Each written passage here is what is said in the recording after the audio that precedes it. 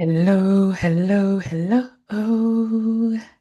I'm Vicky Igbokwe-Ozoagu, your Lighter Leadership Coach, and welcome to the Lighter Leadership Podcast.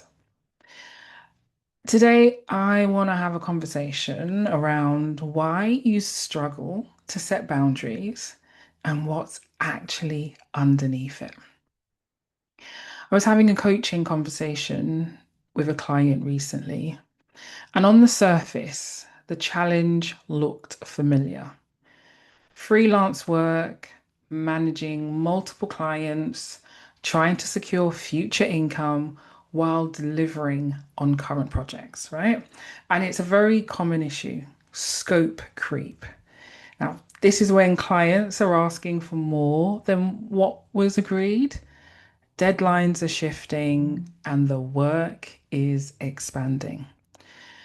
And the question was asked, how do I set better boundaries? Now, this is where most advice stops because you just get told to be clearer, be firmer, communicate your expectations. And while that matters, there's another side to it, right?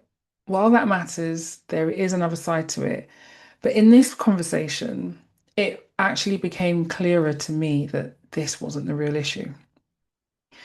The real issue with this particular client of mine was a past experience had shaped what felt safe. Yes, a past experience had shaped what felt safe. Because this client had previously worked in a toxic working environment where setting boundaries wasn't received well, their autonomy was limited, and respect definitely wasn't consistent. And what I realized as I was working with this client, right, is that that doesn't just disappear, it stays in your system.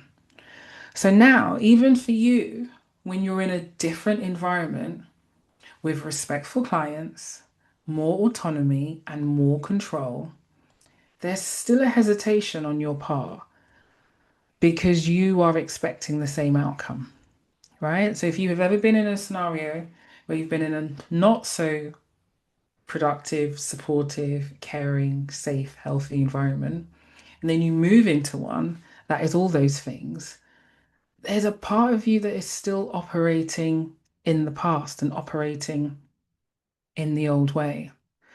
And because you're still operating in the old way, even though you're in a much better, harmonious environment, instead of setting clear boundaries, you soften them, you over explain, you over accommodate, and you absorb.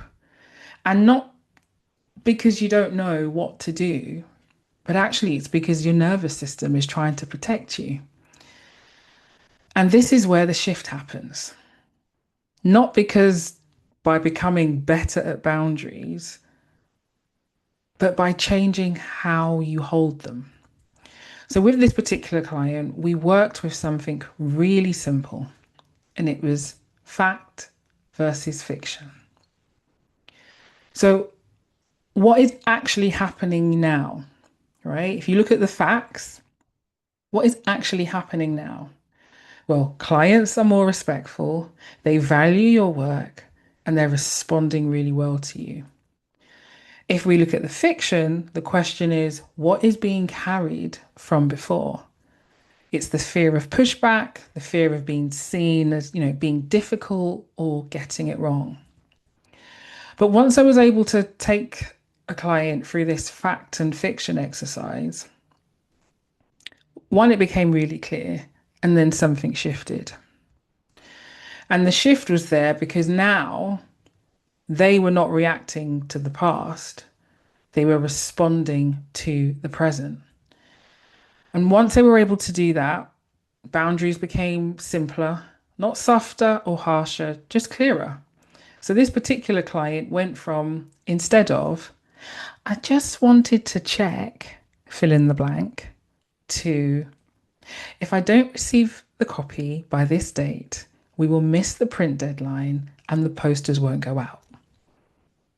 Pure facts. And in this call with this particular client, something else emerged, a job opportunity. It was a strong one, great salary, part-time, aligned with everything they wanted on paper. But again, there was a hesitation. There was a self-doubt about questioning their readiness.